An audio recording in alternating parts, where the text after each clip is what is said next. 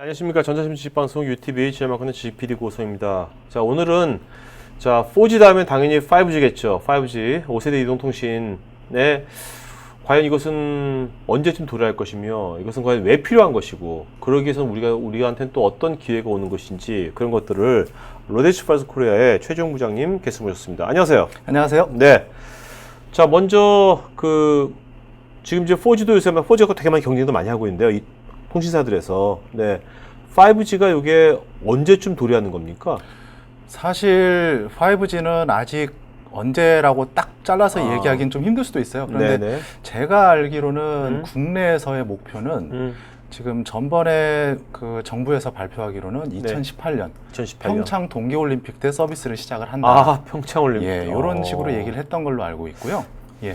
제가 어떤 기사 같은 거 보면 다른 나라는 2020년이라는 얘기도 나오는데. 대부분의 목표는 2020년을 목표로 하고 있는 걸로 되어 있습니다. 네. 예. 그래도 2018년 평창올림픽이랑 같이 한다는 상당히 의미가 있긴 있겠네요. 아마도 네. 우리나라에서 하는 큰 행사이기도 하고요. 네. 거기에 또 맞춰서 우리가 또 시장을 선점하기 위한 네. 기술 종주국이 되기 위한 그런 목표도 그렇겠네요. 있는 걸로 보입니다. 자, 그러면 지금 이제 일단은 5G가 여러 가지 정의가 있겠지만 그래도 부장님이 4G하고 다른 5G의 어떤 정의를 내주신다면 뭡니까? 사실 아까 잠깐 말씀드린 것처럼 아직은 구체적인 거라고 얘기할 수 있을 만한 수준은 아니에요. 네네. 다만 목표로 하고 있는 거는 여러 가지 면에서 이제 서비스라든지 이런 면에서 지금보다는 훨씬 나은 환경을 구성하기 위한 네. 일종의 그 기술적인 백그라운드를 만드는 게 목표라고 생각하시면 될 것 같습니다. 그래서 예를 들자면 그 데이터 전송률에 있어서 네. 뭐 1기가bps 이상 최소 그리고 심지어는 뭐 50기가bps까지도 50기가. 무선 상태에서 이렇게 얘기하시는 것도 있고요. 네. 그리고 그 외에 이제 그런 여러 가지 기술들을 기반으로 해서 서비스 면에서는 더욱 나은 어떤 증강현실이라든지 네. 가상현실이라든지 아. 심지어는 그 동영상 같은 경우에 고해상도 동영상 네네. 이런 부분들을 가능하게 하자 이런 부분으로 목표를 잡고 있는 걸로 그렇게 되어 있습니다. 네. 단순하게 뭐 대역폭이 넓어져가 지금보다 좀 더 물론 고해상도 볼 수 있겠지만 지금 말씀하신 요즘 사실 그 가상과 현실이 자꾸 융합되는 시대지 않습니까? 그렇죠. 이게 점점 이게 더 융합이 되겠네요. 이렇게 되면. 사실 융합이라는 면에서 보면은 서비스 면도 그렇고요. 네. 그리고 실제 이 5G라고 하는 부분이 기술적인 부분에서도 굉장히 많은 그런 부분을 가져갈 걸로 생각이 듭니다. 네네네. 자, 그럼 이제 자세한 것들 예. 한번 지금 저희 준비된 동영상들 보면서 저희 동영상이 50분 정도 될 겁니다. 끝나고 나서 여러분 Q&A 시간 가질 거니까요. 여러분들 보시면서 궁금한 것도 있으면은 미리 나중에 Q&A 시간 쓰지 마시고요. 미리 채팅창에다가 짧고 진하게 질문해 주시면 고맙겠습니다. 자, 그러면 지금 준비된 동영상 먼저 보시고 Q&A 시간 갖도록 하겠습니다. 안녕하세요. 로데슈바르즈 코리아에서 제공하는 웨비나에 참석해 주셔서 감사합니다. 본 웨비나의 주제는 최근 많은 논의가 진행 중인 5G 밀리미터파의 시험 및 측정입니다. 오늘 진행되는 웨비나는 5G를 개발하기 위해 진행되고 있는 최근의 상황과 5G의 목표 등 5G에 대한 정보를 말씀드릴 예정이며 후반부에서는 5G에서 사용될 것으로 전망되는 밀리미터파의 시험과 측정에 대한 내용을 저희 로드슈바르트 측정 장비를 이용하여 시연할 예정입니다. 자, 그런데 왜 우리가 이런 주제를 다루게 되었을까요? 이 모든 것은 지난 12개월 내지 15개월 동안 무선업계에 떠도는 강력한 소문과 관련이 있는데 그것은 바로 5G입니다. 어떤 분들은 LTE도 간신히 감당하고 보이스 오버 LTE도 힘겹게 진행하고 있다고 말씀하실지 모릅니다. 게다가 LTE를 진정한 4G 이동통신 기술로 거듭나게 할 수 있는 LTE 어드밴스드에 대해서도 아직까지 한두 가지 기능만 일부에서 구현되어 있을 뿐입니다. 바로 캐리어 어그리게이션인 것입니다. 그런데 아직 4G 기술들도 다 구현되지 않은 상태에서 벌써 5G에 대해 말하기 시작하느냐고요? 네, 맞습니다. 이미 5G가 부상하고 있는 중입니다. 그런데 아직 공식 정의도, 표준도, 로드맵도 없습니다. 그렇지만 2020년이면 현실이 될 수 있습니다. 겨우 6년밖에 안 남은 일이죠. 이동통신 기술의 변화는 정말 빠르기 때문에 6년이라고 하더라도 긴 시간이 남은 것은 아니죠.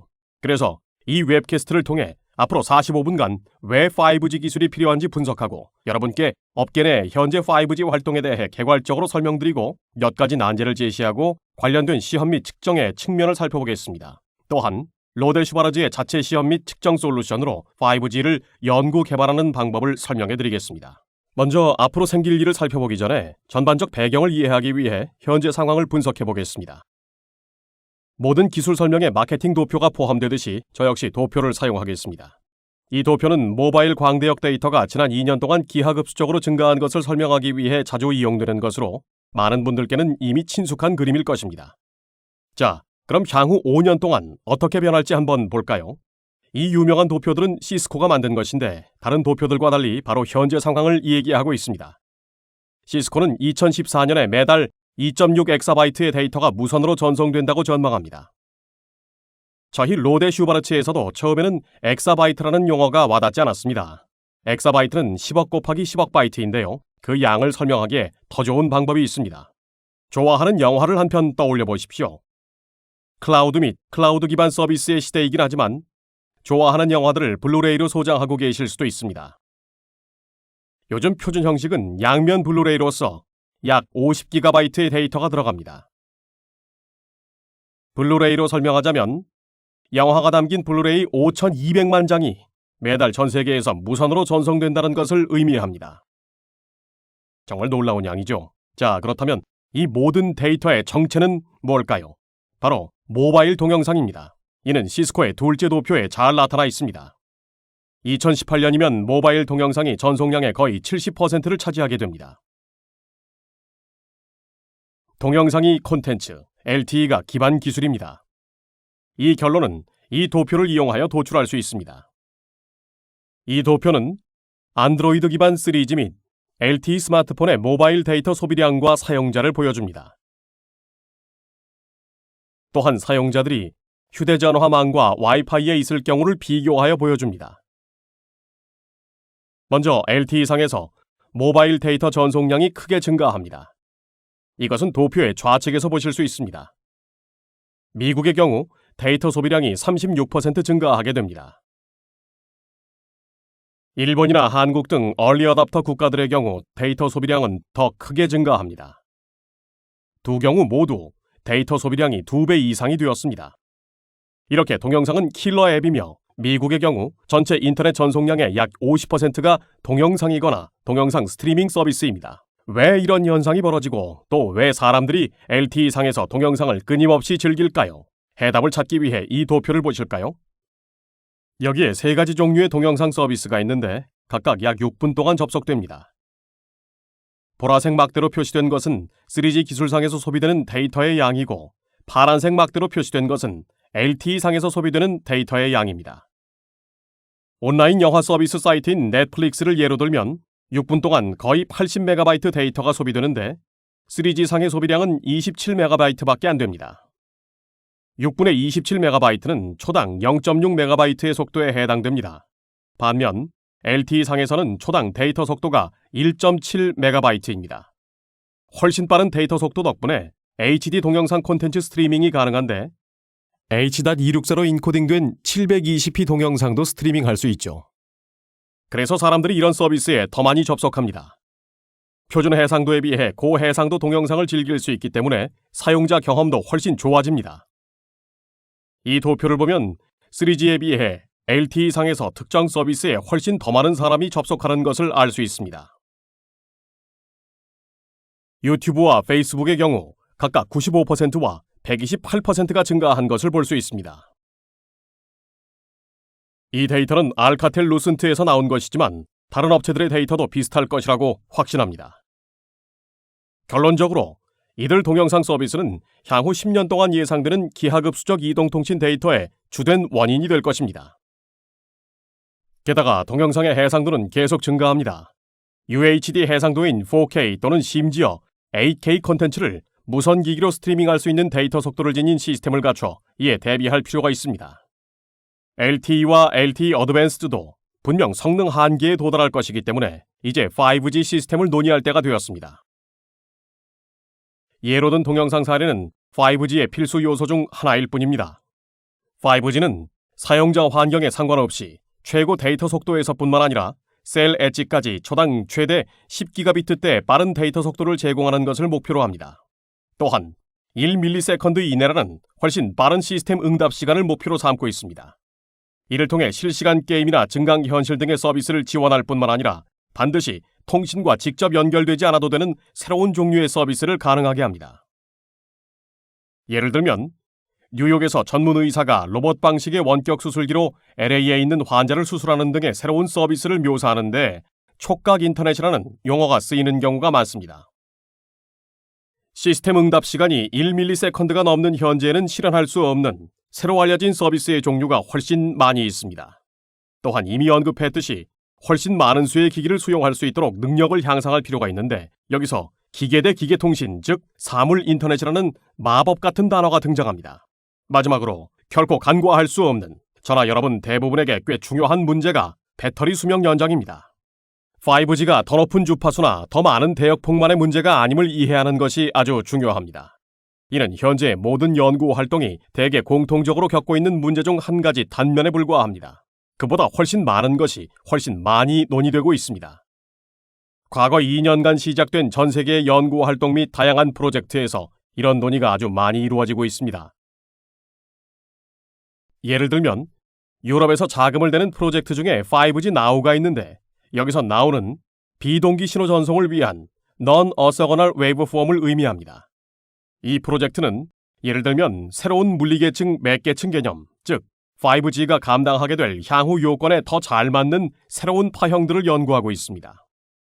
또한 메티스라는 프로젝트가 있는데 메티스는 2020 정보사회를 가능하게 하는 모바일 및 무선 통신을 뜻합니다.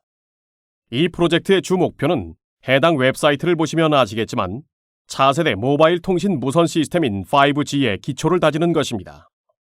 이 두 가지 프로젝트 모두 2012년 말에 시작되었고 제7차 기본 프로젝트의 일환인데 유럽연합은 최근 호라이즌 2020이라는 제목의 제8차 기본 프로젝트를 위한 기초 작업을 마친 바 있습니다.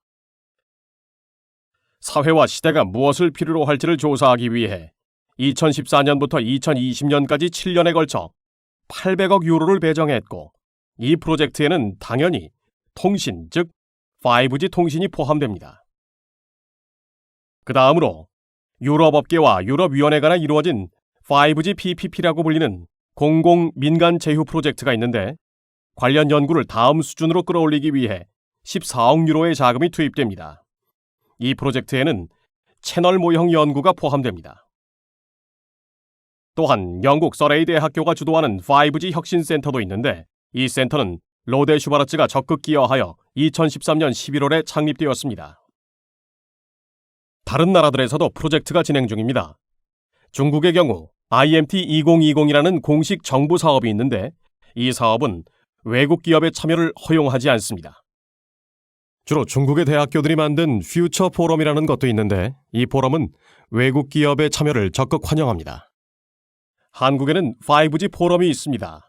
일본과 대만도 마찬가지고 미국도 매우 활발하게 활동하고 있는데 다수의 대학이 주도하는 프로젝트가 무선업계 기업들의 자금으로 진행되고 있습니다. 또 다른 활발한 사례로는 뉴욕대학교 무선센터의 무선 연구 작업을 들 수 있습니다. 과거 수년 동안 이미 많은 작업이 이루어졌고 이 연구는 주로 밀리미터파에 적합한 채널 모형들을 결정하는 전파 측정에 초점이 맞춰져 왔습니다. 업계의 후원으로 몇 가지 측정 프로젝트가 실시되었는데 그중 두 가지만 말씀드리자면 그중 하나는 28GHz에서 다른 하나는 73GHz에서 실시되었습니다. 그런데 이 모든 사업이 사실상 5G의 이런 모든 다양한 측면을 연구하고 있지만 미래 실제 5G에 대한 공식 정의는 없습니다. 통상적으로 ITU, 즉 국제전기통신연합이 통신 관련 기술을 정의합니다. ITU는 인터내셔널 모바일 텔레포니, 줄여서 IMT라는 그룹을 꽤 여러 해 전에 만들었습니다. 이 그룹이 3G 및 4G 시스템의 요건을 정의한 바 있습니다. 제한 표준이 이들 요건에 합치될 경우에만 통상적으로 월드 라디오 컨퍼런스에서 주관하는 IMT 사이언스 스펙트럼을 이용하는 것이 허락됩니다. 이런 협의회가 3년 내지 5년 주기로 ITU에 의해 개최됩니다. ITU는 최근에 미래 잠재적 5G 통신 시스템에 대비한 작업의 개요를 기술했지만 이것이 아직 정식 명칭은 아닙니다. 이 화면은 향후 몇 개월간 예상되는 여러 보고서에 대한 공식적인 현재 일정입니다. 보시는 바와 같이 올해 10월 IMT 미래 기술 동향 보고서가 나올 예정입니다. 내년 6월에는 6GHz 초과 주파수를 다루는 보고서가 나올 예정입니다. 그 얼마 후에 나오는 IMT 비전은 이들 문제점을 다루고 2020년까지의 미래를 내다보는 틀을 제공할 것입니다. 간단히 말하면 아직 5G의 정의가 없습니다. 따라서 앞에 언급한 모든 프로젝트가 가상화의 발전이나 클라우드 기반 네트워크 등의 여러 가지 측면을 다루고 있습니다. 저희는 이미 현재 가능한 기술들을 통해 이들 문제들에 접근하고 있으며 이러한 결과들은 베이스밴드 기기의 광 케이블로 연결되는 리모트 라디오 헤드의 설치 등으로 현실화되고 있습니다. 이에 대한 최적화 방법이 더 연구될 것이며 제어 계층과 사용자 계층을 분할하는 것에 대해서도 연구하고 있습니다. 여기서 헨네 시나리오를 다루는데 이 시나리오에서는 제어 계층이 매크로 계층, 즉 매크로 기반 기지국 및 사용자 계층에서 나오므로 소형 셀들에서만 데이터가 나옵니다. 더 높은 주파수를 이용하는 밀리미터파에 대한 이들 소형 셀들이 연구 대상의 하나입니다. 저희의 다운링크와 업링크는 분리되어 있어서 기본적으로 기기는 한 개 기지국의 한 개 셀에서 나오는 데이터를 수신하게 되며 업링크 데이터는 다른 셀로 송신합니다. 릴리스 11의 일부로서 다중 업링크 전송, 코디네이트 멀티포인트 전송이 이미 이런 대안을 모색하고 있습니다. 대형 미모 및 빔 형성을 연구하고 있고 3GPP 릴리스 12의 일부인 능동 안테나도 이미 연구하고 있지만 여전히 현재 주파수 대역을 다루고 있습니다. 앞에서 5G Now 프로젝트 슬라이드를 살펴보며 언급한 바 있는 기계 대 기계 통신도 릴리스 12의 일부로 연구하고 있습니다. 5G용의 새로운 무선 인터페이스로서 스펙트럼 가변 파형과 마지막으로 밀리미터파가 고려되었지만 이는 잠재적 5G 시스템의 한 측면에 불과함을 다시 한번 기억하십시오. 이제 스펙트럼을 살펴보겠습니다. 앞에서도 몇 번 언급했는데 이제 좀 더 구체적으로 들어가 볼까요? 여기서 현재 강조되는 스펙트럼은 유리한 전파 여건으로 인해 거의 모든 무선 통신이 이루어지는 소위 스윗스폿이라는 것입니다. 하지만 여전히 더 많은 스펙트럼이 남아있고 아직 지정되지 않아 쓸 수 없는 스위트스폿이 있습니다. 3GPP 릴리스 13의 경우 현재 논의되고 있는 후보 기능은 LT 미인가 대역을 의미하는 LTU라고 불립니다. 이는 릴리스 10의 기능인 캐리어 어그리게이션을 활용하는 것으로 블루투스 및 와이파이 등의 다른 많은 기술이 현재 이용하고 있는 잘 알려진 5GHz 및 2.4GHz의 ISM 대역 같은 미인가 대역을 사용하는 것을 의미합니다. 저희 로데 슈바르츠는 이런 연구가 더 높은 주파수 및 더 많은 대역폭을 탐색하기 전에 중간 단계일 것이라고 생각합니다. 현재 하드웨어 및 현재 기반 시설, 현재 기기, 기술 및 구성 요소를 이용할 수 있게 될 것입니다. 하지만 5G가 어떤 주파수들에서 이루어질까요? 많은 대역을 고려 중이지만 조금 전에 언급한 스위트스폿은 보시다시피 기술적으로는 우리가 연구하는 주파수 범위의 3% 미만에 불과합니다.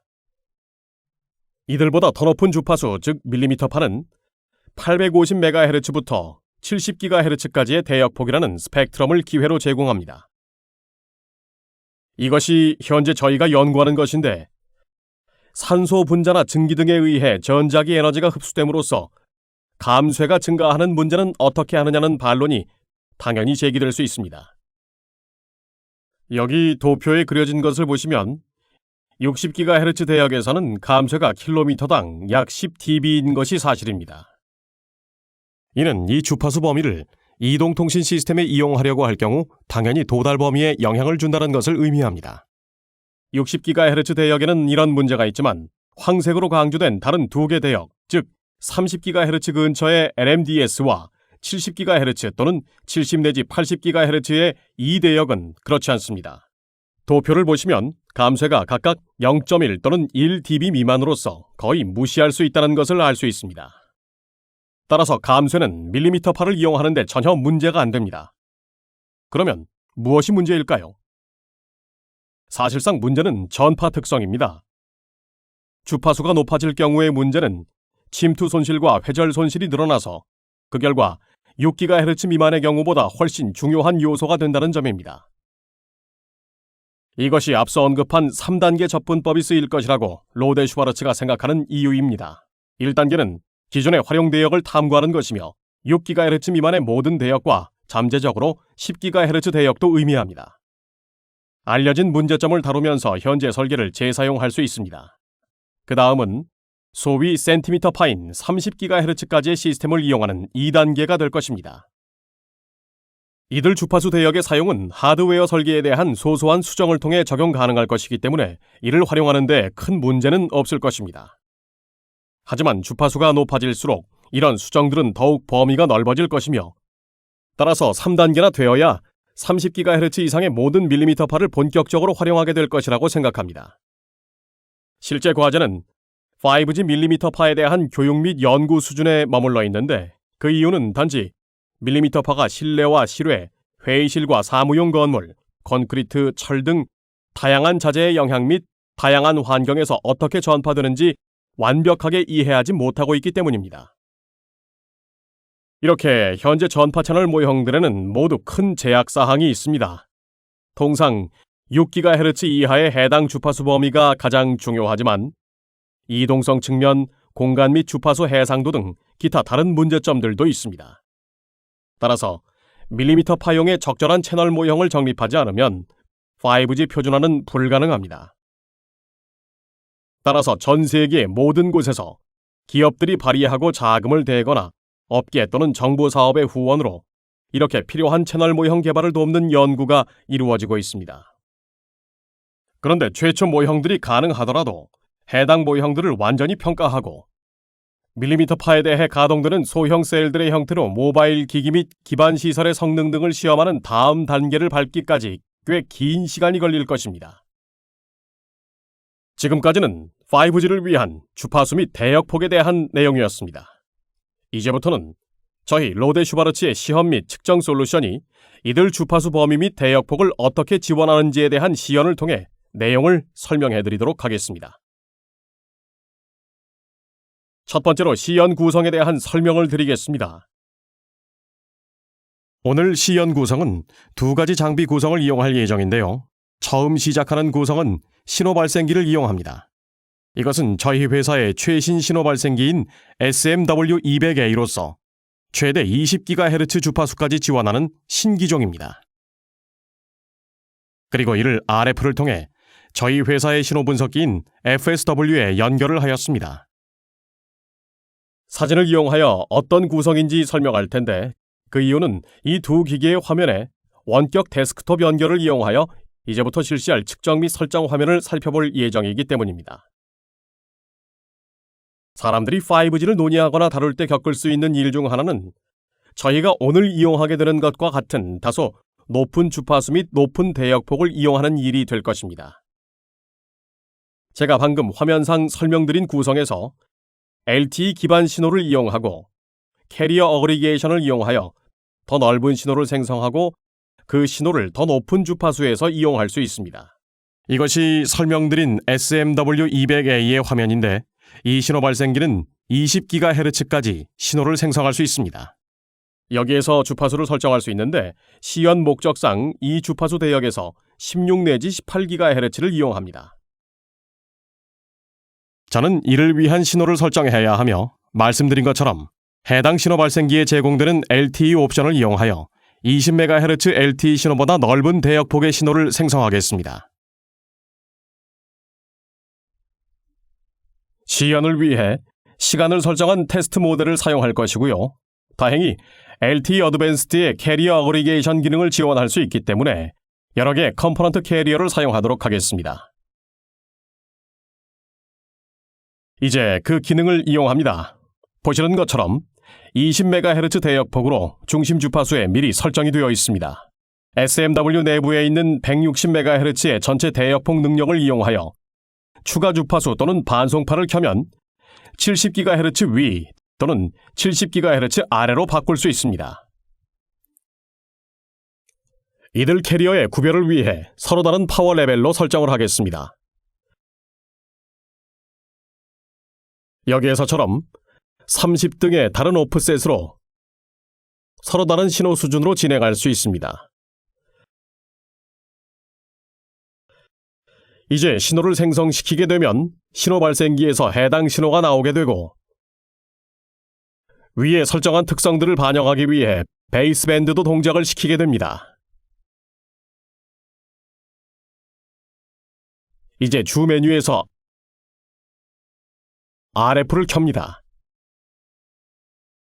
이 신호를 보여드리기 위해 스펙트럼 분석기 화면으로 옮겨서 어떤 신호가 나오고 있는지 보겠습니다. 스펙트럼 분석기에서 주파수를 18GHz로 설정합니다. 자, 이제 신호가 보이는군요. 이제 이 대역을 500MHz 범위로 조정하면 제가 신호 발생기에서 생성한 5개의 구성 신호가 여기에 분명하게 보입니다. 시연 목적상 신호가 더 잘 보이도록 트레이스를 약간 조정하겠습니다. 이제 여기서 이용된 다양한 주파수의 LTE 신호들에 대해 각각의 EVM이 얼마인지 보려 합니다. 그래서 화면에서처럼 장비의 LTE 분석 기능을 이용하겠습니다. 20MHz 주파수 대역폭의 신호를 보내기 때문에 이에 맞춰 분석기의 설정을 반영해야만 합니다. 설정을 적용하고 입력 신호 레벨에 대한 자동 설정 기능을 이용하면 EVM, 군집도 및 출력 스펙트럼 등 신호 분석의 모든 결과가 나오는 것을 볼 수 있습니다. 여기서 사용한 설정은 나머지 모든 컴포넌트 캐리어 신호에 적용할 수 있습니다. 다른 컴포넌트 캐리어 신호가 최대 70MHz 주파수 떨어져 있었으니 18.07GHz에 해당할 테고요. 이것은 10MHz 신호입니다. 설정을 수정할 필요 없이 여기에 관련 특성들과 함께 신호가 분석된 것을 즉시 볼 수 있습니다.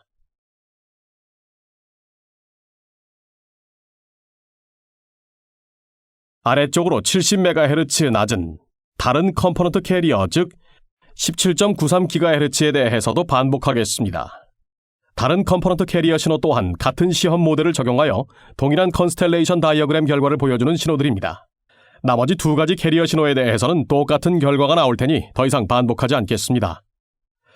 이렇게 여러 가지 설정과 결과들을 보실 수 있고요. 이제 다시 신호 발생기로 옮겨서 주파수를 15GHz로 변경하겠습니다. 마찬가지로 스펙트럼 분석기로 되돌아가서 설정을 15GHz로 바꿉니다. LTE 설정에서 해당 주파수로 설정을 변경하면 동일한 형태의 결과를 볼 수 있습니다. 보시는 것처럼 160MHz의 내부 주파수 대역폭과 20GHz 주파수까지 지원하는 SMW를 이용하여 얼마나 쉽게 고주파 대역의 시험을 할 수 있는지 느끼실 수도 있을 겁니다. 그런데 더 높은 주파수들을 이용하는 둘째 부분이 있습니다. 앞에서 설명한 것과 같이 많은 부분이 1GHz 또는 최대 2GHz의 대역폭을 이용할 것입니다. 당연히 더 높은 주파수 대역으로 옮겨가겠지만 그 전에 더 넓은 주파수 대역폭을 어떻게 다룰지 먼저 살펴보겠습니다. 첫 번째 시연은 신호 발생기인 SMW와 신호 분석기인 FSW만 이용했던 첫째 구성과 달리 여기에 IQ 연결을 통해 SMW에 연결된 타보사의 ARB 신호 발생기가 추가됩니다. 이를 통해 더 넓은 대역폭의 광대역 신호가 생성됩니다. 한편에는 FSW 스펙트럼 분석기의 IF 인터페이스에서 IQ 데이터를 캡처하는 RTO 오실로스코프를 이용하여 더 넓은 신호의 분석을 보여드릴 것입니다. 지금까지 제가 이제부터 이용할 구성에 대한 간단한 설명이었습니다. 미리 말씀드릴 것은 저는 500MHz보다 넓은 신호를 분석할 경우에만 RTO 오실로스코프를 이용할 것입니다. 먼저 시작은 약간 낮은 신호로부터 출발할 것입니다. 타보사의 신호 발생기와 연결된 소프트웨어를 통해 우리가 원하는 신호를 설정하도록 다운로드합니다. 제가 이용할 신호는 초당 290메가샘플의 샘플링 비율이며 여기 1번 채널을 통해 IQ 신호의 실수 부분의 내용을 다운로드합니다. 마찬가지로 2번 채널을 통해 해당 신호의 허수 부분의 내용을 다운로드합니다. 이렇게 생성된 신호는 SMW로 전달될 것입니다. 따라서 SMW에서 외부 IQ 인터페이스를 사용해야 하므로 이에 맞는 설정 변경이 필요합니다. 설정 변경을 위해 IQ 변조를 전환하고 이를 켭니다. 여기서 중요한 점은 IQ 변조 설정에서 반드시 크레스트 팩터와 시그널 게인을 고려해야만 한다는 것입니다. 지금 시연에서 사용할 신호는 타보사의 ARB 신호 발생기를 통해 생성된 16QAM 변조 신호이며 10dB의 크레스트 팩터를 가진 신호이기 때문에 이에 맞는 설정을 하겠습니다. 이외에는 아무것도 변경하지 않았기 때문에 여전히 15GHz 주파수를 이용하고 있으며 출력 수준도 같습니다. 이들 설정과 생성된 신호의 결과 확인을 위해 신호 분석기 쪽으로 화면을 바꾸겠습니다. 신호 분석기에서는 우선 LTE 측정 탭들은 사용하지 않을 것이기 때문에 모두 비활성화시키고 설정을 초기화시킵니다. 다시 주파수를 15GHz로 설정해야 합니다. 주파수 대역폭 범위를 500MHz로 조절하면 이제 더 넓은 주파수 대역폭의 신호가 보입니다. 신호의 파형을 좀 더 잘 보이게 하기 위해 트레이스 설정을 약간 조절하겠습니다. 이 신호는 약 320MHz 폭인 것이 보이고 저희가 사용하는 초당 290메가샘플의 샘플링을 볼 수 있습니다. 좀 더 자세한 분석을 위해 저는 FSW의 벡터 신호 분석 기능을 이용할 것입니다. 당연히 이를 위해 몇 가지 추가적인 설정이 필요할 것입니다. 이 신호는 16QAM 신호로 설정하고 심볼 비율을 초당 290메가 심볼로 설정합니다. 그리고 RRC 필터를 0.1로 설정하게 되면 이들 추가 설정에 따른 결과들이 나오는 것이 보입니다. 장비의 입력 범위를 약간 조절하기 위해 오토셋을 사용합니다. 이렇게 하여 약 5% 정도의 EVM 결과값을 볼 수 있는데 이는 아직 최적화된 결과값이 아닙니다. 최적 설정을 위해 FSW의 이퀄라이저 모드를 이용하겠습니다. 이퀄라이저 모드를 켜고 필터 설정에서 좀 더 높은 심볼수를 입력합니다. 이렇게 하면 EVM 결과값은 약 1% 또는 그 이하로 나타납니다. 지금까지 보신 시연은 ARB 신호 발생기의 신호를 SMW 신호 발생기를 입력하여 광대역 고주파 신호를 발생시키고 이를 FSW 스펙트럼 분석기에 500MHz 분석 기능을 이용하여 분석하는 것이었습니다. 이제부터는 그럼 더 높은 대역폭으로 시험을 해야 하는 경우에 대해 보여드릴 것입니다. 더 높은 대역폭으로 시험을 할 경우 FSW 스펙트럼 분석기의 500MHz 분석 기능을 사용하지 못할 것이므로 연속 작동 모드에서는 측정을 하실 수 없습니다. 그래서 앞서 말씀드린 것처럼 오실로스코프를 이용한 측정을 보여드리겠습니다. 먼저 ARB 신호 발생기를 보겠습니다. 앞서 이용했던 것과 동일한 소프트웨어를 이용합니다. 당연히 ARB 신호 발생기에 더 넓은 대역폭의 신호를 다운로드해야 합니다. 다시 한번 각각의 채널에 맞는 설정이 적용되는지 확인합니다. 채널 1에서 더 넓은 광대역 신호의 실수 부분을 입력하고 다운로드합니다. 채널 2에 대해서도 허수 부분에 대해 동일하게 설정을 적용하고 다운로드합니다. 이제 스펙트럼 분석 화면을 보면 화면상에 더 이상 아무것도 보이지 않습니다. 여기서 스팬 범위 설정을 가령 2GHz로 증가시키면 스펙트럼 분석 화면에서 무언가가 보이기 시작합니다. 거의 1.6GHz 정도의 대역폭을 가진 신호라는 것을 확인할 수 있습니다. 이 신호를 EVM 항목에 대해서도 분석하려면 앞서 말씀드린 것처럼 로데 슈바르츠의 RTO 오실로스코프를 같이 사용하는 구성을 이용해야 합니다. 이제 RTO로 넘어가 보겠습니다. 먼저 애퀴지션 모드를 정확하게 설정하는 것이 중요하므로 이상적인 IQ 데이터를 획득하도록 오실로스코프를 작동합니다. 이를 위해 IQ 샘플링 셋업 모드로 들어가서 캐리어 주파수 2GHz로 설정하고 샘플링 속도도 신호의 샘플링 속도의 4배로 설정해야 합니다. 이제 제가 ARB에서 이용하는 1.6의 4배를 하면 초당 6.4기가 샘플이 됩니다. 이 설정이 중요하고요. 그 다음 하나의 IQ 데이터에 대한 측정 결과를 저장해야 합니다. 이를 위해 파일 메뉴로 가서 Waveform Result 탭에서 측정 결과를 저장하고자 하는 위치와 파일명을 선택합니다. 예를 들면 외장 USB 메모리에 저장할 수 있는데 결과를 저장하려면 iq.tar 형식을 선택하는 게 중요합니다. 이 작업을 마치면 해당 IQ 측정 결과를 FSW 쪽으로 옮겨가야 합니다. 시간 관계상 이미 해당 작업을 해두었는데 이제 측정 결과를 불러오겠습니다. 먼저 VSA 탭을 열고 다시 설정을 해야 합니다. 16QAM에 했던 것과 같은 설정 방식이지만 신호의 심볼 비율이 더 빠른 1.6GHz입니다. 필터 형태는 여전히 동일하며 획득한 신호에 맞춰 약간 설정 변경을 합니다.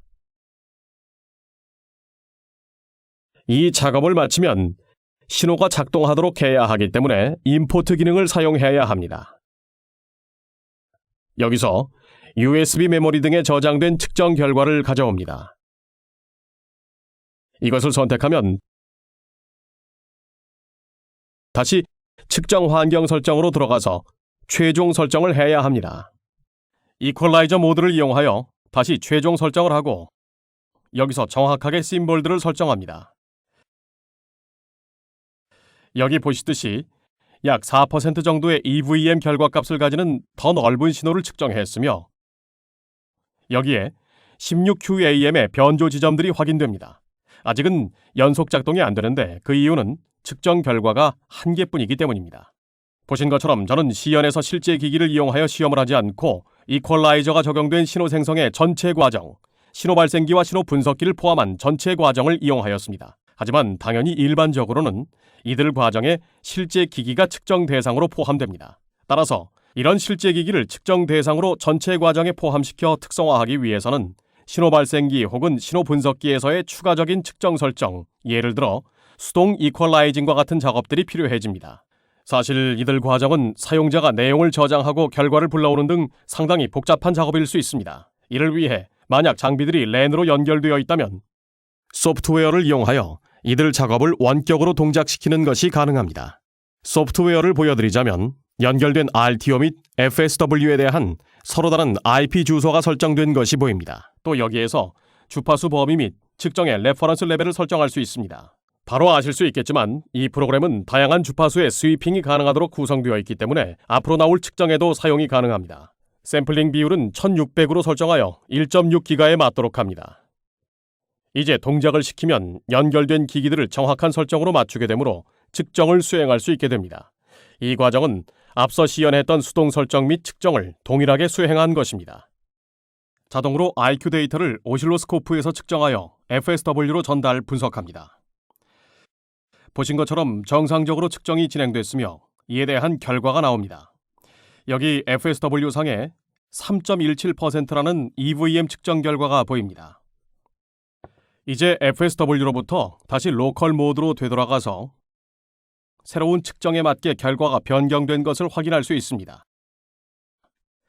그 외에 다양한 이퀄라이저 설정이 가능한데 여기서 다른 항목들을 설정하면 결과를 약간 향상시킬 수도 있습니다. 그 외에 데모 듀얼션의 고급 설정이 있습니다. 일부 규격에서 요구하는 것처럼 노멀라이즈 EVM 설정을 맥스 REF 파워로 설정할 수도 있습니다. 물론 측정 결과는 더 향상될 수 있겠지만 이들 설정에 대해서는 사용자가 좀 더 주의를 기울여야 합니다. 왜냐하면 이들 설정과 측정들은 LTE처럼 모든 것이 정의된 환경이 아니며 이러한 설정과 측정들이 구체적으로 정의된 상태가 아니기 때문입니다. 그렇기 때문에 당연하겠지만 아직은 모든 것을 수동으로 설정하셔야만 할 것입니다. 설정을 마쳤으니 앞서 보여드린 것처럼 주파수를 약간 바꾸어 조작해 보겠습니다. 예를 들어 신호 발생기에서 주파수를 18GHz로 바꿔보겠습니다. 앞에서 이용했던 프로그램을 이용하여 주파수를 18GHz로 바꿉니다. 이제 다시 단일 측정을 진행합니다. 측정이 진행된 후 EVM 결과가 3.59인 신호가 보여야 합니다. 다시 로컬 모드로 전환할 수 있는데 전환해보면 주파수가 18GHz로 설정된 것이 보입니다. 아마도 첫 번째 단계에서는 LTE와 같은 알려진 신호들을 캐리어 어그리게이션으로 결합하여 사용할 것 같습니다. 이들 단계에서는 현존하는 장비들을 바로 이용할 수 있을 것입니다. 만약 500MHz가 넘는 대역폭으로 바꾼다면 측정에 대한 더욱 전문적인 지식과 이에 따른 장비의 수동 조작에 대해 더 잘 알아야만 할 것입니다. 예를 들자면 IQ 데이터 획득이 그런 경우인데, 이는 더 높은 대역폭의 더 높은 주파수를 다루는 5G에 대해 아무것도 정해진 것이 없기 때문입니다. 이런 측정을 위해 장비를 사용하실 경우 이런 배경을 잘 이해하셔야만 할 것입니다. 5G는 최종적으로는 20GHz 혹은 그보다 더 높은 주파수 대역을 사용할 것으로 보입니다. 이 부분은 오늘 시연에 포함되지 않았습니다. 이런 고주파 대역의 시험에는 외부 믹서, 필터 및 로컬 오실레이터를 필요로 하는데, 저희 로데 슈바르츠는 이미 모바일 월드 컨그레스 브루클린 행사에서 이를 저희 장비들로 구성하여 시연한 바 있습니다. 이제부터는 이들 고주파 대역에서 어떤 특성과 항목들이 있는지 좀 더 설명을 해드리겠습니다. 먼저 주파수를 높이는 다음 단계로 넘어갈 방법에 대해 더 알아보고 논의해보겠습니다. 블록 다이어그램에서 보이는 것처럼 주파수를 높이는 가장 일반적인 방법은 외부 믹서 및 하이패스 필터를 이용한 업 컨버전 방식입니다. 여러분께서 필요로 하는 주파수 범위를 제공하는 믹서 및 필터에 대해서는 이를 설계하고 제조하는 회사들이 있습니다. 첫 번째로 변조 신호를 제공하는 중간 주파수, 즉 IF 생성이 필요합니다. 시연에서 보신 것처럼 SMW200A 신호 발생기는 160MHz 변조 대역폭 및 20GHz까지 지원이 가능합니다. 예를 들어 8GHz를 IF로 선택할 수 있습니다. 로컬 오실레이터의 경우 극초단파 신호 발생기를 이용했고, 저희 로데 슈바르츠의 경우 43.5GHz까지의 주파수 범위를 제공하는 SMF 제품이 있습니다. SMF는 프리퀀시 멀티플라이어인 SMZ와 결합될 수 있습니다. SMZ는 4가지 기종이 있으며, 예를 들어 SMZ57은 50GHz에서 75GHz까지 지원합니다. SMZ가 SMF에 결합된다는 것은 SMF를 USB를 통해 SMZ와 연결하면 SMF가 SMZ 기기를 제어한다는 뜻으로 추가적인 소프트웨어가 불필요하며 완전 자동으로 인식되어 바로 이용할 수 있습니다. 예를 들어 로컬 오실레이터 주파수를 65GHz로 설정하면 그 결과로 나오는 신호는 이 대역에 속하는 73GHz의 신호가 됩니다. 하지만 주의할 점은 로컬 오실레이터의 주파수에서 중간 주파수만큼 떨어져서 생성되는 이미지 신호가 있다는 점입니다. 이 예에서는 57GHz가 됩니다. 통상적으로 이런 낮은 사이드밴드 신호를 걸러내기 위해 하이패스 필터가 필요합니다. 하지만 중간 주파수가 충분히 높다면 이들 이미지 신호는 큰 문제가 되지 않습니다. 위의 예로 돌아가서 SMW200A는 20GHz까지 중간 주파수 신호를 생성할 수 있기 때문에 이미지 신호는 크게 문제가 되지 않습니다.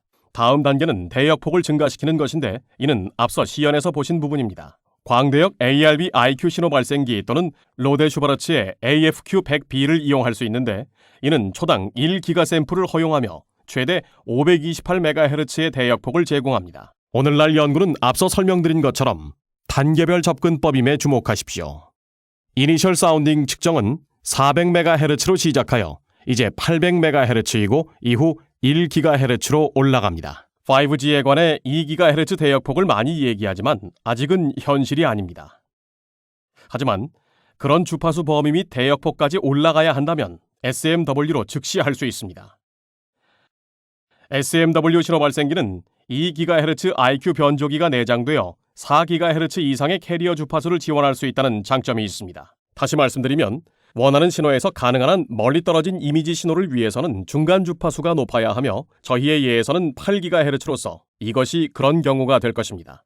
그리고 필요한 IQ 데이터 소스가 있다면 오늘 시연과 같은 구성을 사용할 수 있을 것입니다. 예를 들면 OFDM의 스펙트럼 재성장을 극복하기 위한 5G Now 프로젝트에서 논의되는 5G 파형을 AFQ와 같은 ARB 신호 발생기에서 불러올 수 있는 것입니다. 이 구성에는 설명해 드려야 하는 매우 중요한 요소가 2가지 있습니다. 먼저 현 시점에서 대역폭을 포함한 주파수를 높일 수 있는 방법은 저희가 설명해 드린 방식이 유일합니다. 이 구성에서 첫 번째 요소는 프리퀀시 멀티플라이어에서 발생하는 페이즈 노이즈 성분입니다. 제가 말씀드린 것처럼 모든 구성들은 프리퀀시 멀티플라이어의 동작의 기본 원리에 근간을 두고 있습니다. 중요한 점은 프리퀀시 멀티플라이어는 주파수만 증가시키는 것이 아니라 페이스 노이즈도 증가시킨다는 것입니다. 예를 들어 여러분이 3dB 페이스 노이즈를 가지는 4배 프리퀀시 멀티플라이어를 사용한다면 페이스 노이즈 또한 12dB로 증가하며 만약 6배 프리퀀시 멀티플라이어라면 15dB의 페이스 노이즈가 나타나게 됩니다. 바꿔 말하면 프리퀀시 멀티플라이어에 신호를 공급하는 신호 발생기의 페이스 노이즈 성능이 뛰어나야 한다는 것이며 SMF는 이런 조건에 만족할 수 있습니다. 여기에 보이는 도표는 SMF 신호 발생기의 페이스 노이즈 성능을 보여주는데 이는 여기에 보이는 분홍색 곡선으로 표시되는 B22 옵션을 통해 8dB까지 향상될 수 있습니다. 둘째 요소는 40GHz를 초과하는 외부 믹서 및 필터는 부품으로 나오지 않는다는 점입니다. 이들 영역의 제품들은 일반적으로 수작업으로 제조되며 따라서 변환 법칙, 평탄도, 분리도 등의 특성이 각각 다릅니다. 이런 것들을 특성화시키는 것이 중요한데 어떻게 해야 가능할까요? 여기 화면에서 앞쪽에 보이는 밀리미터파 변환 헤드가 있습니다. 이 제품은 보통 ZVA와 같은 로데 슈바르츠의 벡터 네트워크 분석기와 연결되어 주파수 연장을 위해 사용됩니다. 이들을 이용하여 믹서나 ZVA 등의 하이패스 필터를 특성화함으로써 가령 110GHz까지 올릴 수 있지만 이는 당연히 이용하는 변환기 모듈에 따라 달라집니다. 변환기 모듈은 기기 내에 완전 통합되어 있고 외부 소프트웨어가 필요하지 않으며 최고 500GHz까지 가능한 모듈을 공급합니다. 화면의 구성은 110GHz까지 지원하는 구성으로 예를 들면 하이패스 필터의 주파수 반응을 특성화할 수 있고 차단 주파수, 패스 대역 및 귀환 감소량을 결정하여 그 이용을 활성화할 수 있습니다. 다시 변조 신호로 되돌아가서 시연 중에 보셨던 FSW에 대해 간단하게 설명해 드리겠습니다. FSW는 단독기기로 최대 67GHz까지의 밀리미터파 주파수에서 신호를 분석할 수 있는 신호 스펙트럼 분석기이며 현재 상용화된 제품 중 단독 장비로 67GHz 주파수 범위까지 분석을 지원할 수 있는 유일한 제품입니다. FSW는 500MHz의 RF 대역폭을 제공하며 내장 광대역 IF 출력 기능을 보유하고 있습니다. 이 출력 기능을 통해 로데 슈바르츠 RTO 오실로스코프와 결합해서 사용할 경우 최대 4GHz까지의 주파수 대역폭 및 초당 20기가 샘플의 샘플링 비율을 제공할 수 있습니다. 이 구성을 통해 광대역 신호의 디지털화, IQ 데이터 획득 및 FSW로의 전송을 통한 EVM 분석 및 측정을 지원할 수 있습니다. 화면의 우측 상단에 보이는 화면은 16QAM을 분석하는 예입니다. 만약 67GHz 이상의 신호가 필요할 때는 어떻게 해야 할까요? 저희는 이 대역 내의 주파수 또는 변조 신호를 생성하기 위한 사례를 이용했습니다. 외부 하모닉 믹서를 이용해야 하는 동일한 원칙이 적용됩니다. 믹서에서 생성된 로컬 오실레이터의 특정 하모닉을 이용하여 RF 신호를 스펙트럼 분석기가 지원하는 더 낮은 중간 주파수로 하향 변환합니다. 여기에 보여드리는 것은 스펙트럼 분석기나 믹서 또는 별도 구성품의 일부가 될 수 있는 다이플렉서 필터입니다. 통합 다이플렉서 필터가 있는 믹서는 프리포트 믹서라고 하며 저희 회사의 다이플렉서는 투포트 믹서입니다. 아시다시피 저희 로데 슈바르츠의 FSW 스펙트럼 분석기는 저희 회사에서 제공하는 투포트나 쓰리포트 외부 하버링 믹서를 제어할 수 있습니다. 지금까지 로데 슈바르츠 장비를 이용하여 변조 신호로 더 높은 주파수에 도달하여 신호를 분석하고 밀리미터파 구성 요소를 특성화하는 방법을 말씀드렸습니다. 이제 이 웹캐스트가 거의 끝나가는데요. 끝내기 전에 5G의 향후 일정에 대한 추정을 해보겠습니다. 여기에 2014 브라질 월드컵 같은 앞으로의 주요 스포츠 경기가 표시되어 있습니다. 2020년 도쿄 올림픽도 포함되어 있고요. 그리고 추가로 ITU가 주최하는 두 차례의 주요 세계 무선 협의회도 있군요. 2015년 협의회에서는 아마도 6GHz를 초과하는 알려진 스펙트럼이 할당될 것입니다. 제가 설명드렸듯이 이는 2018년이나 19년으로 예상됩니다. 예를 들면 메티스 프로젝트는 4월 말에 5월 1일부터 시작하는 채널 모형에 대한 결과를 발표했지만 최종 작업은 2015년 4월에야 끝날 것으로 예상됩니다. 또한 ITU 자체도 연구그룹을 보유하고 있는데 이 연구그룹은 신호전파에 대한 연구를 수행하며 그룹의 일정상으로는 2016년 말에 모형이 나올 예정입니다. 앞에서 언급한 것처럼 적정한 채널 모형이 없이는 표준화가 불가능하며 궁극적으로 배치 가능한 5G 시스템을 보유한다는 목표는 2020년 도쿄올림픽 때 달성될 것으로 예상됩니다. 가령 3GPP의 표준화는 이 날짜에서 18 내지 24개월 전에 시작될 것이며 이는 아무것도 결정되지 않았다고 하더라도 3GPP 일정 관점에서만 보면 릴리스 15이 잠재적 5G 시스템의 목표 릴리스가 될 것임을 의미합니다. 역시 업계 주변의 현재 논의에 대한 개요일 뿐이며 당연히 바뀔 가능성이 있으므로 어떻게 진행될지 지켜봐야 합니다. 이제 이 웹캐스트를 마칠 때가 되었습니다. 보여드린 것처럼 전 세계에서 5G 연구가 시작되어 빠르게 진행되고 있습니다.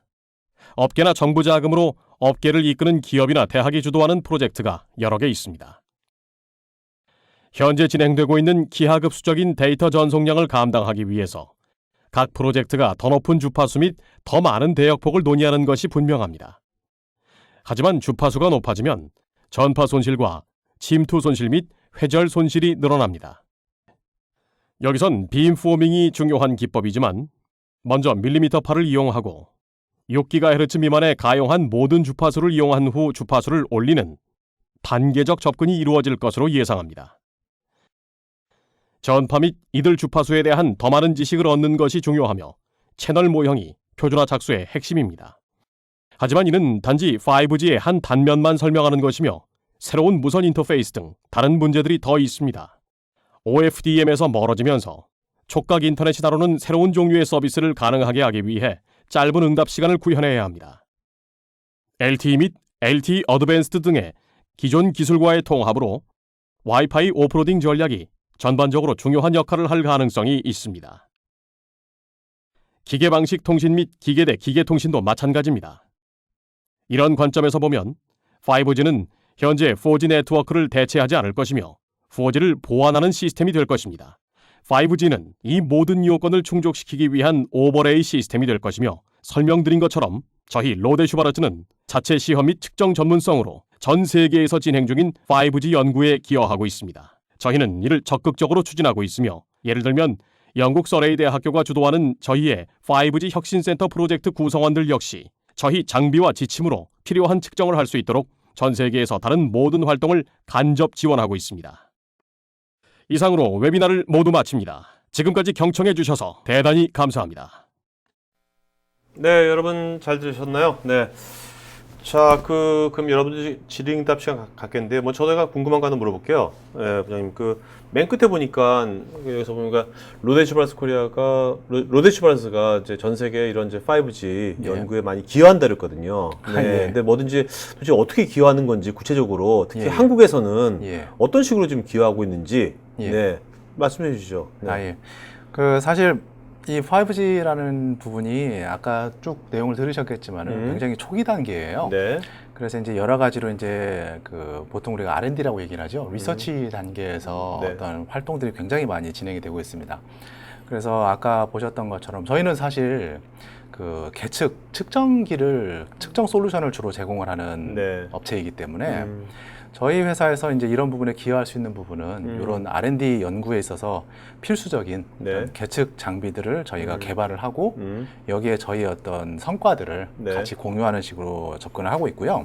그래서 이제 해외에서는 아까 보셨던 영국의 서레이 대학교라든지 이런 식의 어떤 프로젝트들을 저희가 같이 직접 들어가서 같이 진행을 하고 있고요. 우리나라도 당연히 여러 가지 활동들이 있습니다. 그래서 지금 오늘 아까 슬라이드 사실 오늘 이 방송하는 것도 활동이에요? 기여하신 거예요? 지금? 고맙습니다. 거기까지 제가 생각을 못했어요. 귀한 거죠, 귀한 거죠. 네. 국내에서는 현재 우리나라에도 중간에 아까 슬라이드에 나왔었어요. 5G 포럼이라고 해서 제가 아는 걸로는 우리나라의 미래창조과학부에서 스타트를 하셔가지고 이제 결성이 된. 언제 만들어진 거예요? 제 기억으로는 작년 5월인 걸로 알고 있습니다. 그래서 이 5G 포럼이라는 곳에서 이제 주도적으로 다시 한번 우리가 이제 우리 LTE 세계 최초로 해서 그만큼 왔으니까 이제 주도권을 잡자 이런 액션들을 하시고 계시는 거고요. 저희 로데슈바르츠 코리아는 이 5G 포럼의 회원사로 저희가 활동을 같이 하고 있습니다. 네네. 그래서 이런 쪽에서 이제 계속적으로 어떤 연구 개발이라든지 네. 이런 부분에서 저희가 같은 노력들을 제공을 해드리고 결과를 공유하고 이렇게 네. 활동을 하고 있죠. 네, 알겠습니다. 자, 그럼 이제 Q&A 받도록 할까요? 예, 네. 알겠습니다. 자, 이윤구님께서요. 4G에서 5G로 변화되는 과정에서 보안 관점과 부작용 등이 발생되는 점이 있을까요? 라고 하셨는데. 이게 참 말씀드리기가 애매한 부분인 건 사실인 것 같아요. 우선 먼저 말씀드려야 될 건요. 이 5G라고 하는 것 자체가 네. 아직까지는 어떤 구체적인 게 없습니다. 네. 오늘 저희가 어떤 측정에 대한 부분을 보여드리기도 했는데요. 사실 이 측정이라는 게 그렇게 해야만 하기 때문에 한다라기보다는 저희가 어떤 면으로는 좀 앞으로 예상되는 부분을 기준으로 네네. 이제 말씀을 드리고 측정에 대한 부분을 보여드린 건데 네.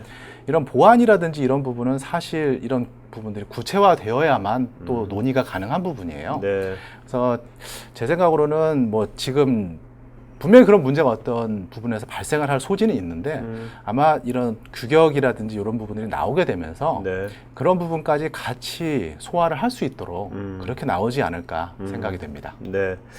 자, 그다음에 김수열님께서요. 5G PPP, 5G Public Private Partners HIP Association. 네, 우리나라 통신사들이 참여하고 있는지요? 유럽 주도의 5G PPP의 성과와 전망이 궁금합니다.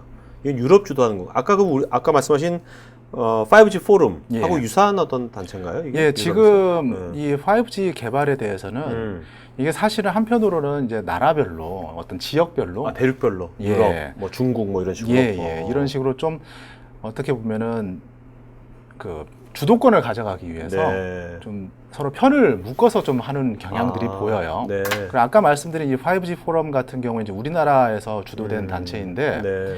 이곳에서 이제 또 실제로 내용을 보게 되면 다른 나라 예를 들면 중국이나 이런 쪽들하고도 같이 이제 같은 그 연결이 되어 있으신 걸로 제가 알고 있거든요. 네. 그렇기 때문에 우선 이 5G PPP 같은 경우에는 아까 중간에 설명 나온 것처럼 유럽 지역에 있는 업체나 이런 네. 곳들이 참석을 하고 있습니다.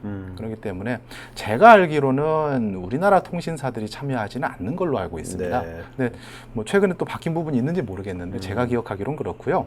반대로 이제 이 5G PPP는 유럽 주도이기 때문에 거기에 대응하는 걸로 우리나라는 이제 아까 말씀드린 5G 포럼이 있는 네. 그런 어떤 대응 관계라고 보시는 게 좀 더 그림이 좀 맞을 것 같습니다. 네. 보통 이런 것들이 보통 컨소시엄 해가지고 유럽 대륙, 중국 대륙, 미주 대륙 하는데 우리나라는 한 국가가 근데 대단해요 정말 우리나라 이거 그렇죠. 보면. 네. 예. 지금 우리나라가 사실 이 이동통신 면에서 보면은요 네. 굉장히 특별했던 게 저는 그걸 아직도 기억을 하거든요. 우리나라 처음 CDMA를 시작을 했었을 때 네. 1996년도였었죠. 네, 네. 그때 GSM 그 유럽 방식으로 하자라는 얘기가 분명히 있었거든요. 네. 근데 거기에도 우리가 뛰어들어서 최초로 어떤 시장을 일궈냈던 거고 네. 그걸 통해서 지금까지 이렇게 우리가 어떤 종주국 얘기를 들으면서 오고 있는 거잖아요. 네, 네. 그러면 분명히 이 5G에 대한 부분도 그런 부분들을 우리가 노력을 해야 될 거고 또 그렇게 하기 위해서 또 이런 액션들이 활동들이 있는 걸로 그렇게 생각을 할 수 있을 것 같아요. 알겠습니다. 네, 석일재님, 김경주님, 네, 여기 지금 해설하시는 분, 네, 전문 성우 맞습니다. 제가 할까 하다가 아무래도 네, 여러분들 부담될 것 같아가지고 네, 전문 성우분이 하셨고요. 박재범님, 지금보다 데이터 용량을 수백 배 증가시키고 비용은 감소시킬 수 있는 고용량, 저비용, 슈퍼셀의 핵심 기반 기술은 무엇인가요? 지금 현재로서는 사실 말씀드리기가 어려운 부분일 것 같아요. 이 핵심 기반 기술이라고 하는 것 자체가 결국은 이 기지국 셀이라고 하는 게 이제 무선을 통신을 하게 되는 어떤 네. 그 단말에 대응되는 그 마지막 단이 될 것 같은데요. 네. 근데 사실 방향성은 어느 정도 나오는 것 같습니다. 그래서 예를 들면 지금도 뭐 많은 얘기들 하고 있습니다만은 스몰셀이라든지 이런 식의 기법들을 계속 연구를 하시고 접목을 네. 하시고 계세요. 네, 네. 그렇기 때문에 지금 말씀하신 부분은 계속 또 변화가 있을 부분이고요. 아까 제가 생각하기로는 아까 방금 말씀드린 뭐 스몰셀이라든지 혹은 뭐 아까 제가 기억하면 슬라이드 중간에도 한번 얘기가 잠깐 나왔던 것 같은데 햇넷이라고 표현되는 네네. 그런 어떤 기법들이 계속적으로 이제 나오고 있고 그런 부분들이 이제 답변이 될 것 같아요. 네. 유준호님, 전 세계 5세대 무선통신 표준이 정해졌는지요? 특허 경쟁의 우위가 안정성 및 속도에 있는지 궁금합니다. 안 정해졌습니다. 음. 그 표준 자체는 그 지금 전 세계적인 어떤 단체라고 얘기를 할 것 같으면 ITU가 있을 것 같아요. 네네. 이 ITU에서 음. 제가 이해하고 있는 바로는 그 플랜 자체가 네. 2016년도 정도까지를 이제 제안들을 받고 그걸 기준으로 해서 2016년에서 2018년 정도까지 이제 어떤 규격 작업들을 하고 네. 이런 식으로 접근을 하시는 것 같아요. 네. 그래서 지금 현재까지 정해져 있는 어떤 표준은 없다고 보시는 게 맞고요. 지금 오늘 말씀드린 이 부분도 사실은 그렇기 때문에 이렇게 될 거다라는 어떤 예상치 있지 않습니까? 네. 이제 왜냐하면 사실 이 5G 오늘 방송에서 한 전반부에서 나왔었는데 목표는 정해져 있어요. 각 어떤 데이터 스루풋이라든지 이런 부분들이 목표는 정해져 있기 때문에 네. 그걸 달성하기 위한 어떤 방향성은 정해져 있는 거고요. 그런 면에서 이제 예상치를 가지고 현재 대부분 이제 리서치를 하시고 계신 그런 상태고요. 특허 경쟁의 우위나 안정성의 속도라고 말씀을 하셨는데 제 생각으로는 그렇습니다. 안정성의 속도도 사실 어떤 항목이 될 수는 있을 텐데 사실 그 부분은 오히려 결과적인 부분이 될 것 같고요. 네. 특허라고 한다면은 이제 어떻게 이런 안정성을 확보할 수 있을 것이냐 이런 어떤 기법에 대한 부분 이런 쪽이 좀 더 네. 특허에 연관될 수 있는 부분이 아닐까. 그리고 그런 면에서 저는 분명히 우리나라가 앞서갈 수 있을 거라고 생각을 하고 있고요. 네. 자, 홍성우님, NFC 방식 등 충전 방식도 최근 무선 형식이 지원되는 걸로 알고 있는데요. 로데시프라스에서는 이에 대한 지원이나 기술 개발에 적용되었는지요? 일단 뭐 오늘 주제하고는 약간 거리는 있어 보이는데요. 네. 네, 결론만 말씀드리면 예, 저희 솔루션이 있습니다. 네네. 만약에 그 부분에서 구체적인 어떤 내용이 필요하시다면은 그 오늘도 제 이메일 주소 주실 거죠? 네네. 예. 좀 드릴게요. 그래서 그 저희 쪽으로 따로 연락을 주시면 거기에 맞춰서 저희가 저희 쪽에 제공해 드릴 수 있는 내용을 말씀드릴 수 있을 것 같아요. 자, 이메일 어드레스 불러주시죠. 예, JIHONG CHOI ROHDE 바뀌었습니다. ROHDE거든요. HDE 네. 대시 대시 schwarz.com 맞죠? 예, 맞습니다. 네. 자, 오늘 최종 부장님 제가 이메일 어드레스 댓글에 썼으니까요. 여러분들 더 구체적인 나중에 또 정보라든지 자료들은 이메일로 여러분 인쿼리 하시면 되겠습니다. 그다음에 김지호님, 5 중심의 네트워크 통신 속도는 빨라지는 것도 중요하지만 네트워크를 기반으로 서비스나 콘텐츠 측면의 수준도 동시에 발전해야 5G의 중요성이 부각될 것 같습니다. 혹시 생각하시는 서비스나 콘텐츠 사례가 있을까요? 예, 당연한 얘기인데 지금 말씀하신 게 맞습니다. 서비스에 대한 부분 분명히 5G의 목표에 포함되어 있습니다. 네. 그래서 우리나라에서 얘기하고 있는 이 5G에 대한 가장 대표적인 서비스는 이제 증강현실이라든지 네. 혹은 그 가상현실 그리고 오늘 그 동영상에서도 보여드렸습니다만은 네. 대표적으로 동영상 서비스.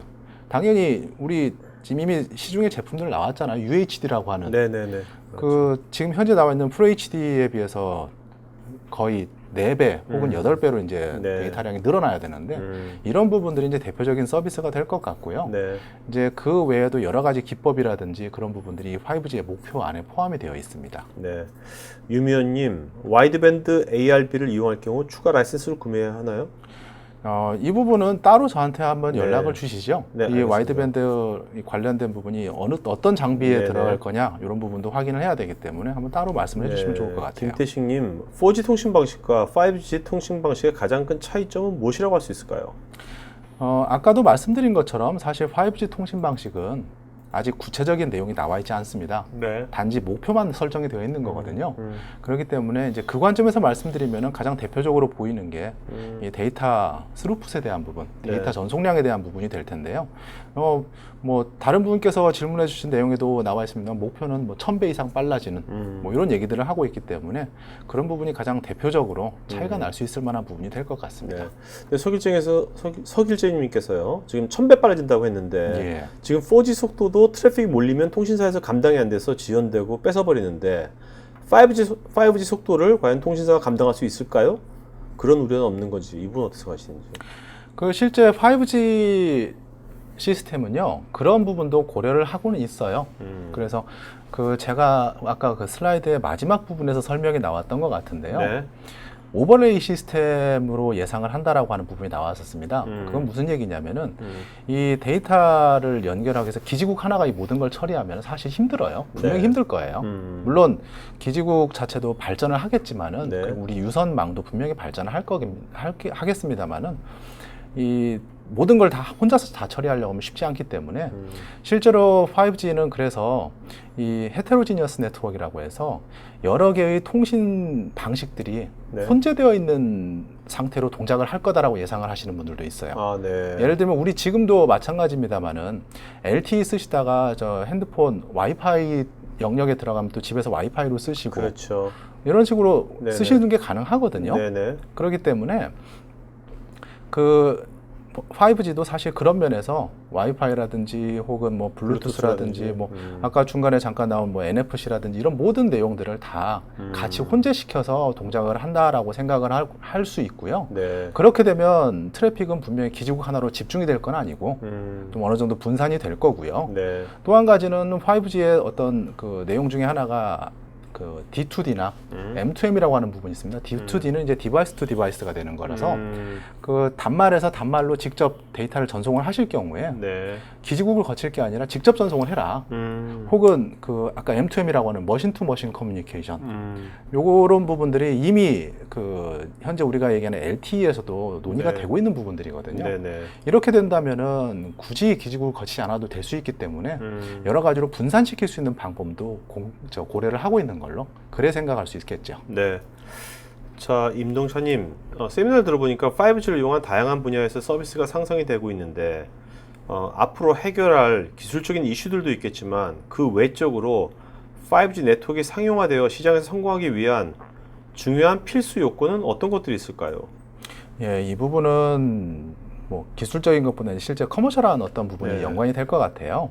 근데 그런 부분에서 뭔가 킬러 앱 같은 게 있어야 예. 되겠죠. 네, 킬러 서비스. 그래서 보통 얘기하는 부분을 보면은 대표적으로 아까 말씀드렸던 이제 UHD에 대한 네. 이동 통신을 이용한 UHD 서비스, 혹은 그런 얘기도 있더라고요. 홀로그램 서비스라고 해서요. 예, 그렇죠. 그런 부분도 사실 저도 이게 어떻게 발전할지는 잘 모르겠어요. 근데 홀로그램 같은 경우에는 당연히 그렇겠네요. 여러 각도에서 네. 어떤 그림을 만들어야 될 거기 때문에 그렇죠. 홀로그램 되려면 데이터를 예. 엄청나게 많이 와야 되니까. 당연히 이제 그런 부분도 서비스의 일종이 될 수 있을 거고요. 어. 아까 말씀드렸던 증강현실이나 가상현실 같은 부분도 지금 현재도 뭐 그 구글 글라스 선전 같은 걸 보면 이제 증강현실처럼 이제 동작을 하는 걸로 되어 있잖아요. 네네. 이제 그런 부분들이 좀 더 강화가 될 수 있는 어. 이제 그런 부분들이 이제 대표적인 서비스가 될 거고 이런 부분들이 어떤 품질면이나 어떤 새로운 서비스라는 네네. 면에서 네. 어떤 차별점이 될 수 있을 것 같아요. 자, 권순익님, 밀리밀리 웨이브를 이용하여 이동통신을 사용할 경우 단말기 형태나 제조가 현재와 매우 다른 형태가 되어야 할 것으로 생각되는데요. 어떤 형태로 밀리밀리파 단말이 가능한지 의견 주시면 고맙겠습니다. 이 부분은 사실 제가 답변드리기는 좀 어려울 것 같아요. 다만 뭐 일반적으로 얘기를 하는 걸 보면은요, 이 밀리미터파를 이용을 할 경우에 이 파장이 짧아지기 때문에 뭐 회로가 더 작아질 수 있고 뭐 이런 얘기들을 하시는 것 같습니다. 네. 예, 뭐 안테나 길이라든지 이런 부분도 틀려질 거고요. 그래서 이런 부분들을 감안을 하면은 이제 좀 더 작은 어떤 기판 사이즈라든지 뭐 이런 네. 부분도 우리가 생각할 수 있는 어떤 변경점이 될 수 있을 것 같고요. 네. 예, 그런 부분 사실 이 부분도 아까 보신 것처럼 지금 워낙에 초창기 상태에서 그 연구 개발 단계이기 때문에 네. 어떤 시기로 달라질 거냐 우리도 좀 더 지켜봐야 어떤 좀 결과를 볼 수 있지 않을까 싶기도 합니다. 네. 자, 송좌한님, 5G에 대한 표준이 우선되어야 할 텐데 유럽이 주도한다면 전파 기준에 대한 접근이 우리와는 다르다고 생각되는데 전자파 영향도 고려하게 될까요? 당연히 고려를 해야 되겠죠. 그래서 오늘 그 잠깐 설명이 나왔었던 걸로 기억을 합니다. 그 주파수를 높여서 아까 말씀드린 그 밀리미터파로 올라가서 주파수를 사용을 할 경우에는 이 전파의 뭐 여러 가지 특성들이 있잖아요. 네. 회절이라든지 네네네. 감쇄라든지 이런 특성들이 분명히 달라지는 건 사실이에요.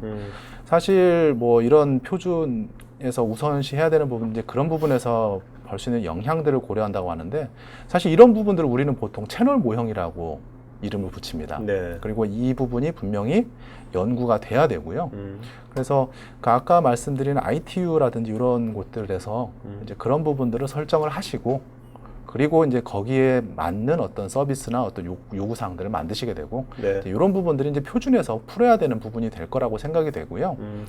뭐 그런 부분들이 이제 가장 대표적인 어떤 영향이 고려가 될 것 같은 네. 그런 부분이 되겠네요. 김수열님, 4G에서 유럽에다가 LTE의 주도권을 뺏긴 이후 5G에서 예전의 CDM의 영광을 재현하기 위한 특별한 기술이나 방안이 있을까요? 이 부분은 사실 기술이나 방안이라고 얘기할 수 있을 만한 부분은 아직 좀 일러요. 네. 예, 말씀드린 것처럼 이제 목표만 나와 있는 상황이기 때문에 이걸 어떻게 할 거냐가 지금 사실 우리가 기술이나 방안이라고 얘기할 수 있는 부분인데 그리고 뭐 공통적인 부분도 분명히 있습니다. 예를 네. 들면 고주파 대역으로 올라가서 아까 말씀드린 밀리미터 파를 쓸 것 같다. 뭐 이런 얘기들. 네. 이런 부분들은 좀 어느 정도 이제 공통적인로 예상이 되는 부분들이고요.